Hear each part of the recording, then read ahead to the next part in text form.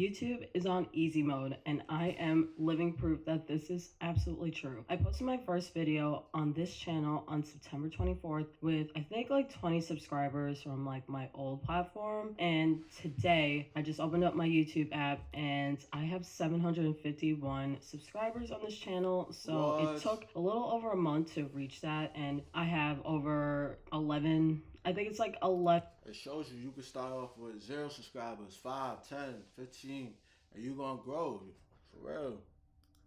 31 watch hours or whatever. So I'm living proof that this is absolutely possible. My old platform, I have collectively over 100,000 followers across TikTok, Instagram, and YouTube, but a lot of people did not come from that platform because I have completely switched up what I talk about. I think very few of them came over from those pages, so I'm literally starting from scratch. This video I'm going to talk about why YouTube is on easy mode and why right now is the best time to start a channel. To put it lightly, I think my strategy this time around, it took me 6 years to get to 11.2k. I was really struggling to grow on my first channel, and I think it's for a couple reasons. I didn't have a strong why on my first channel. I just kind of stuck myself in the beauty niche and then just kind of tried to figure it out in the dark without. That shows you, there's a lot of people in that niche. They say it's oversaturated, the beauty niche. A lot of females are doing the beauty niche. So what are you gonna do to stand out, type? Strategy. And also my strategy itself is a lot stronger the second time around. I came in with a full intention, with full force, and a really good mindset before coming onto my channel. It really does come from authenticity and just a little bit of tweaking, and that has really been helping me grow to where I am now, where I can confidently say that I think I'm pretty close to getting monetized either by the end of this year or the beginning of next. So the first point I want to make, which I kind of touched upon in the intro, which is your purpose has to be so incredibly strong. And a strong purpose is not, I want 100k subscribers on this channel so that I can be rich and have that plaque in the back of my wall. That is you gotta have, you gotta be doing it because you want to do it. Everything else is gonna fall. It's gonna follow. The money's gonna come. Everything. You just can't think about that. You gotta think about the long term, like the short term, and what's gonna get you to the next level. Because if you're putting out that content consistently, you're gonna grow regardless, and you're gonna see your ends, and your ends are gonna meet. So don't burn yourself out. Not a good, strong purpose. That is the same analogy as saying, I want to have a six-pack. Great. A really hard thing to achieve. Not impossible, but it's going to take a lot of mental strength and physical strength to get there. But your purpose should be stronger than achieving milestones and making a certain amount of money. The same thing with fitness goals. If your fitness goals are just, I want to look good in a bathing suit, that's not going to keep your mind or your delivery strong enough to keep going. For health and fitness, I think a really good goal would be, for me, I would love to be able to do my first pull-up. That would be such a great accomplishment to have, and it's something that I've always wanted to do for years. So I'm trying to build up my strength and really keep the diet clean and kind of documenting my experience with my winter arc in a separate series. Having that as my goal motivates me so much more. It's something bigger than looking good in a bathing suit. And next year, I think my family and friends and I are going to do a Tough Mudder. So there's a lot more drive to do the thing well because we're doing like a team effort thing. It's going to require a lot of strength. It's going to require a lot of endurance.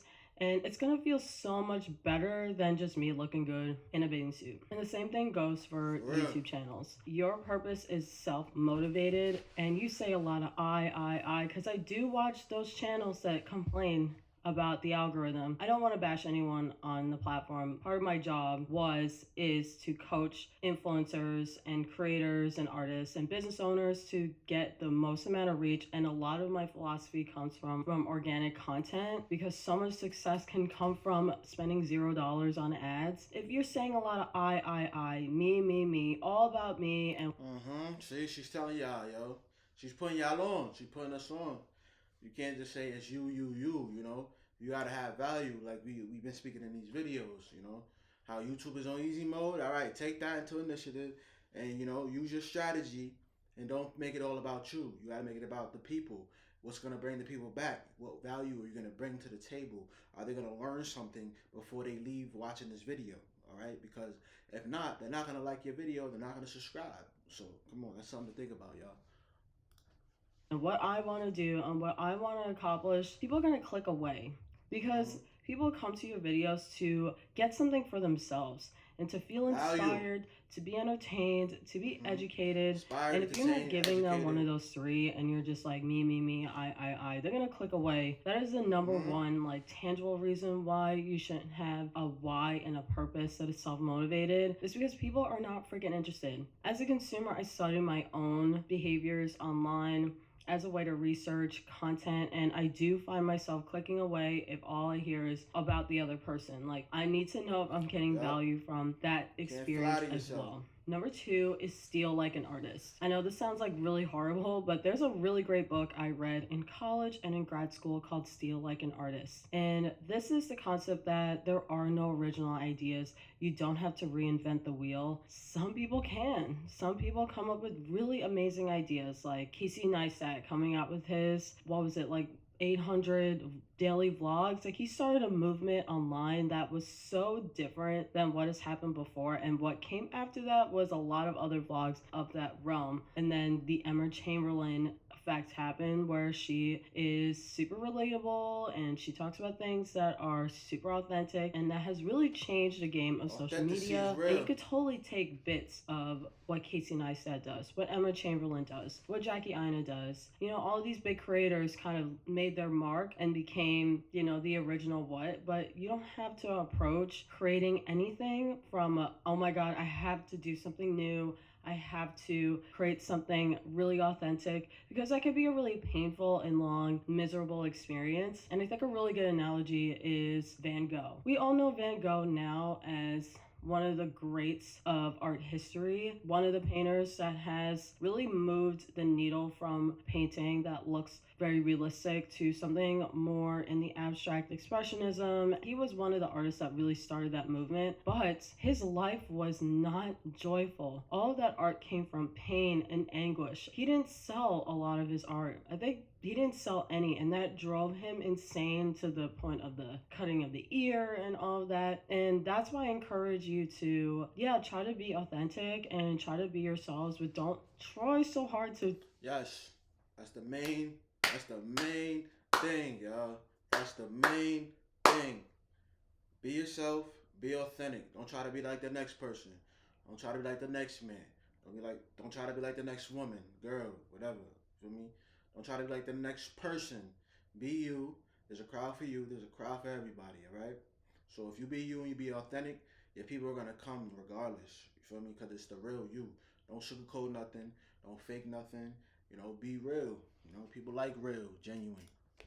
Like, try to create something new, because I've made that mistake as an artist. I used to be a painter, and then I moved to New York and went to grad school and really tried to make it in the New York art scene, and it took me a long time to realize, like, that was not my purpose. I will be wasting my life trying to create something authentic, and then what if I did come up with something awesome, I'm gonna die and then it'll be awesome? Like, I don't want that for you. So don't do it. Do not reinvent the wheel. If this is something that's hella confusing to you, I highly recommend reading this book. I've had to read it twice because it has absolutely blown my mind. There's so many videos on this, and you could basically take little bits and pieces of things that you like and things that work. You could take that to, like, hey, I'm gonna take this title, I'm gonna take this concept, and I'm gonna make it my own. Heinz came up with the title Content is the New 9 to 5. He's a very successful content creator, YouTube, podcast, and everywhere else. He has really inspired me since COVID, and has really inspired me to try to take YouTube seriously. And I loved his point of view, but he comes from a point of view of someone that has had a videography background, who has worked for Sean Kingston, a lot of musicians, and transitioned into content creation and becoming a successful YouTuber. And my experience is coming from the art world as a painter and briefly an art history professor, and switching gears into beauty content creation. That thing turning into something that used to be joyful into something that felt more like a 9 to 5. So even though I did take the title Content Creation is the New 9 to 5, I gave my own spin on it because both of our life experiences are very different. You can absolutely do the same thing. That video is my top performing one, and I've gained over 300 something subscribers from that. And I think that also leads people to come in through a popular topic and then they watch all of my other videos. So my next tip that I would say is make posting a non-negotiable. If you're trying to grow on YouTube and you post like 5 videos a week and then you disappear for a month, what the heck? When I start to follow someone, Come on, y'all. We gotta be consistent. You know, consistency is key. We talk about this all the time. Consistency is key. If you're not showing up, the growth is not gonna show up. Feel me? You know, 90% is about showing up. Be consistent. All right, drop this content, y'all. Don't go missing. Don't post one day and then you wait weeks to post again. It's not gonna work like that. Does not work like that.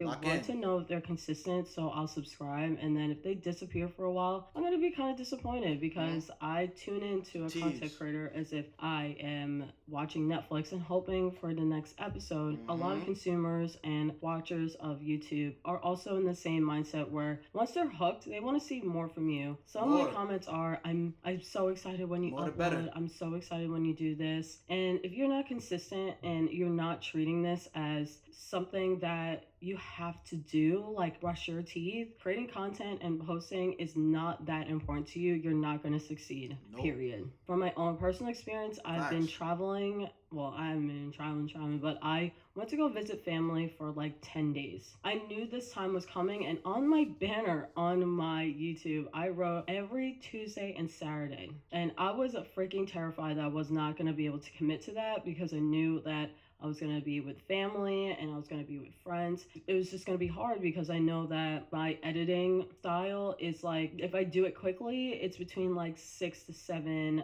hours of editing, but I made it work. You know how? Because I batch created 3 pieces of content before I left to travel. I have a whole library of B-reel because I really want to play with more cinematic feeling videos. A work in progress, but I wasn't like trying to like, I just didn't want to use like stock footage, or I didn't want to like just do talking head all the time. So I made sure that I always had B-reel. And I also took B-reel while I was traveling. And then I made sure that a video was like in the drafts, like ready to go, just like doing a little tweaking and all that. And I made sure I blocked out a couple hours a day to just be by myself and put my headphones in and edit. And my family's very understanding. Yeah, guys, we gotta find that time to lock in. You know, even if it takes you to put some headphones in. You know, go in your room, close the door, lock yourself in there. Maybe, you know, put your phone on D&D. Do things that will not distract you from you getting your craft done. All right, you gotta take it serious if you're really trying to grow.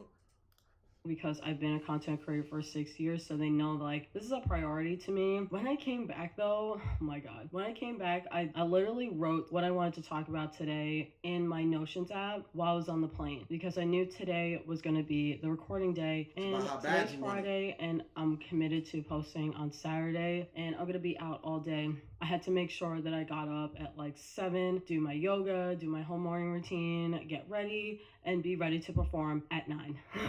This is not some walk in the park. I'm not just sitting here turning on the record button with no purpose. I am making it a commitment that I'm going to show up like a Netflix show that is me and my personal brand Tuesdays and Saturdays. I'm committed to showing up every Tuesday and Saturday because that is my personal promise that I made on my YouTube banner. When you go and explore my page, it's literally up there, and I did that on purpose, not just for the audience but for myself, to tell myself that no matter what, you're gonna try to post something long form. Speaking of the posting 2 times a week, I did a whole lot of research on the growth strategists, and I'm gonna be honest, I see a lot of the same. We gotta work on that long form content, y'all. Lock in, twin.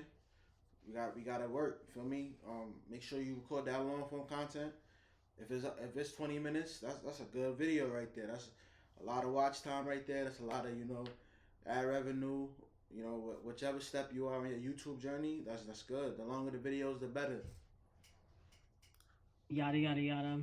The same chatter. The one person that really moves me was Mr. Beast's content strategist, Patty Galloway. I love his strategy because it's very logical. I'm more of like a creative spirit. I need something to like put me in line and really tell me what to do and give it to me straight, because there's so much conflicting evidence online. Advice that he said for smaller creators is that you should be posting twice a week until you have 50 videos on your channel. When I first launched this channel, I was like, well, if I post every Tuesday, it's not quite Monday, and blah, blah, blah. It'll take me like a year. But when he said you need to pump the gears and really get it going, I was like, you know what? Why not post twice a week? I want to get monetized ASAP. I want this to be my career. I really think this is my purpose. It's been something that I've wanted to do for so long, and I don't want to ignore it anymore. Yeah, I've always wanted to do something with, entertainment, YouTube-wise, music, content creation, giving some information,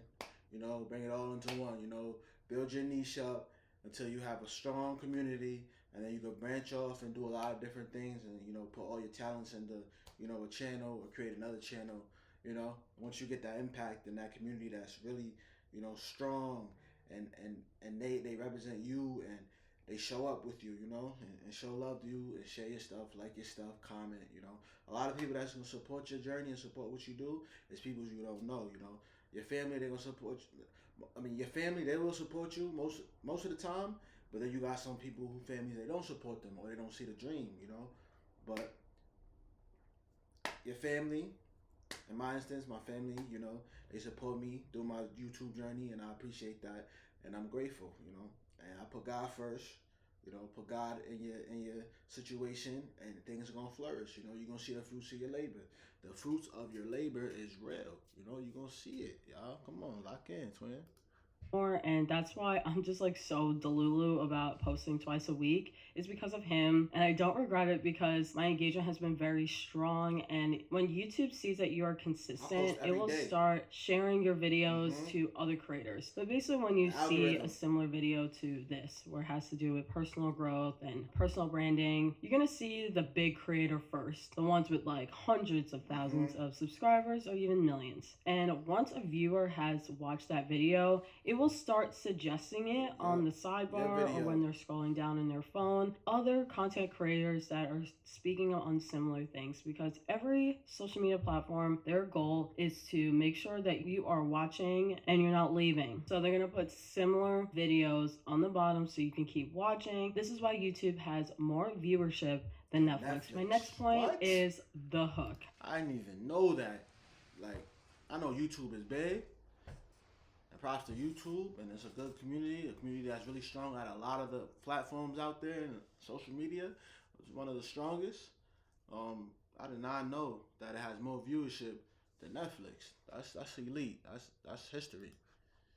Something that I learned through TikTok is if you don't hook the person by the first 2 seconds, they're gone. But if your that's just like a song. If you hear the first few seconds of a song, before that verse start, when that beat drop, if you like the song or not, that's just like if a person sees a person walk in, and they might be attracted to him, or they might not be attracted to them in the first few seconds that they meet or see each other. Like, it's real. That is what she's saying right now is real. That hook is real. When the first 5 seconds of your video is crucial. So whatever you say in your title, deliver that when the video starts recording, and you on air and you recorded that video, either if you just recorded it for a YouTube video or if you're live, spread that message as soon as you get on, because you want to give them that value. You want to deliver what you plan to give them in this video, and then you're gonna have them hooked. Video starts with, "Hi, welcome back to my channel. This is my vlog," and yada yada yada, and today I ate oatmeal, and you're not gonna keep you're not gonna keep most viewers. Something that another YouTuber said, Jeff Lubin, who I absolutely love, he has a really funny delivery when it comes to personal branding. If you're not talking to the camera like you're talking to your friends and family, no one's gonna keep watching, because they come to YouTube to find a friend, to get inspired, to laugh at something. If you cannot deliver that, and you're like, well, today's day one of, you've lost me. As you can see, you could take my tip where I literally say the title of the video in the first sentence. My first channel was like, oh my god, You can watch my old channel, but I would say like, hi, welcome or welcome back to my channel. My name is Sarah. If you're new here, and on this channel we do beauty and lifestyle, and today I'm gonna do a review and I've already lost myself. Your videos should be so engaging that you like That's to actually real. watch your own content. Like, do this to myself where I watch my own I content watch mine and too. I don't think I like maybe the first 3 videos on my Personality. channel. Like, I could never. But the last few videos, I'm like, you know what? I like what she said. I like what I said. Make sure that hook is snappy because we are post COVID, we are post TikTok era, we are post, shortening of our attention spans, and people are not messing around with their time. People are back to work. They're not, binge watching. They're not doing all the things. So make sure that your hook is special. Another strategy for the hook, I just want to add this in there and not just use my own, is something that Jeff Lubin does and a lot of people on TikTok do is they'll put the climax of the video in the beginning. And I think that's really cool and creative, which is like the video that I saw. Yeah, I want to start doing that, and I'm going to start doing that a lot, in most of my videos. And put the climax, put the main part of the video in the beginning to catch them. And then that part that you put in the beginning of the video, it's going to be in the middle of your video somewhere. Or where you took it out, the best part where it gives value. It gives value, and it's going to work. Jeff Lubin do was he said something like, I'm gonna need you to take all your favorite YouTubers and copy them. And I was like, great hook, that's so good. But then I realized like that was not the beginning of the video because he repeated that line in the middle of the video. That was just for me to stay on, and I stayed on the video for the whole video because I was like, hey, I've heard of the book Steal Like an Artist. That was a really great delivery and it was really funny. You can also do like little editing things like on, and I stayed on the video for the whole video because I was like, hey, I've heard of the book Steal Like an Artist. That was a really great delivery and it was really funny. You can also do like little editing things. Like I like to do a little slow zoom. I keep referring to Jeff Lubin. I've just been watching his content a lot, but he has like that kind of like galactic looking thing, and I think that looks really cool. If you're not grabbing the attention of the viewer in the first couple seconds, a lot of strategists say 30 seconds, but if you're want for 30 seconds, I'm gonna literally die and click off. So don't do that. Grab the attention right away. The next point that I wrote was timestamps, and I feel like that's probably on the 3rd tier because when I see content creators saying that they're struggling to grow, first instinct, and I say this in every video, is if your title sucks, if your thumbnail's hard to look at, like your thumbnail should look good up close and from a distance on the computer screen and on your phone. A lot of times I see titles and thumbnails, like it's like the value scale is like quite in like the. That all depends. Like some videos you need the thumbnails to hit. Some videos you don't need thumbnails. It just depends. Like the edits I'm at. Like some videos you need a thumbnail that pops out with words on it, and then some videos you don't need them at all. It just depends. It depends on you and what you want to do. You can do both. Switch it up. See what works for you for the best. What works for you best. Gray area, so I can't really see the words. Photo is not clear or the composition is not. This is where like the design part or like the intro to design comes in handy because you learn about the thirds, understand like colors, and like I usually wear a dark shirt in my videos because I have like a white background. There's all these things that I make sure the text is pretty easy to see. The text that's on my thumbnail, it relates at least a little bit to the title. Sometimes I see titles like day in a life vlog or vlog I'm going to the pumpkin patch. Like this goes back to that first point of like having a strong purpose and not making selfish content. No one's gonna want to watch that. Maybe your friends and family are gonna watch out of curiosity, but you don't want just your friends and family watching. You want other people that are gonna be fans of you that are not like from your same hometown. Like you want to get people internationally. Like you want people to get hooked. For real, because I can't even capture you. I don't know if I can count on my fingers how many people I know from my hometown or what the area I live at and stay at. I support my YouTube channel, you feel me? A lot of my supporters, I don't call them fans, we call them supporters, you feel me? That's a better, better label on, the crowd, the community, supporters, Feel me? Family from a distance, my YouTube family. Um, they're all people I don't know. Feel me? People that don't know you support you quicker than people that do know you. Always remember that. Keep that in the back of your head. Don't feel no way. You feel me? They can't see past who you are. So, you know, don't even just prove them wrong. Just stay in your lane. Stay consistent. You know, do your work. Do your studies. You know, look at other content creators and put that content out. You know. One day you might just pop up on their YouTube channel, on the YouTube you know, a timeline, the YouTube timeline. You might just pop up. So just put your work in, yo. People gonna see it. They gonna see it. Don't worry about it. Don't even stress it out. It's alright. You know, God got a plan for us. God plan for me and plan for you, and we gonna succeed with this YouTube stuff. Alright. YouTube is in easy mode, y'all. Let's go. Lock in, twin. Lock in, y'all. That's how you're able to create a successful business Treat yourself like and a get business. really good brand deals is if you can actually influence people that you don't know and they don't know you. But that leads to my last point, which is what she was saying about the brand deals too. Yeah, you're gonna get brand deals. That's why you put your email in your description, put it in your bio, whatever the case may be. You know, because you have people reaching out to you, reaching out to you like it's nothing. You know, you can get more than one brand deal sponsor. You know, affiliate. People gonna reach out to you to promote their product, and they gonna pay you. You know, so that's also another factor in the YouTube journey and you being monetized on YouTube, y'all. So yes, let's go. the reason why my channel has done so well in the first month is I've learned from my mistakes, and I've touched on this in all the points. Every mistake or whatever that I've talked about, I've done it. I have thumbnails that are so crappy. I didn't do any research. I didn't study the algorithms. I didn't do any of that kind of back end homework, which is hella important. I'm saying you don't know until you try.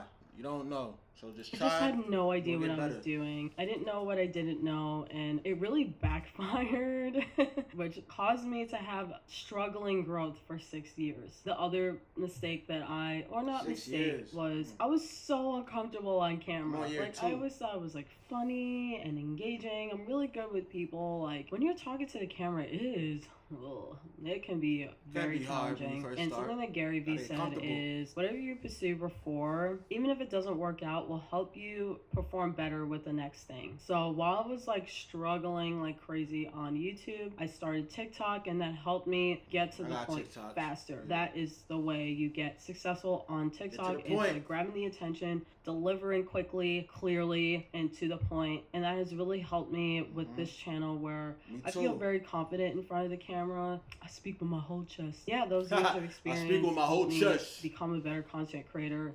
So if you're just starting out and you're like, I'm just going to post to get better at this, amazing. There will be a point where you are going to get better on camera, and then you can watch yourself back and see, wow, like I was really shy back then, but now I can deliver whatever I need to say. That's all I got to say. And if you're on the same YouTube journey, you're just starting, I just want to say I'm so freaking proud of you, because it is not easy to put yourself out there. It's not easy to come up with a personal brand, and it can be quite uncomfortable in your social circles. But I'm telling you, doing content creation, especially starting the second channel, is probably one of the best decisions I've ever made. Starting the channel and posting and editing, like, it feels like a lot of work, but I'm telling you, you stay true to yourself, you stay authentic, you stay consistent, you stay alert, you're always learning. It's gonna be the greatest experience ever.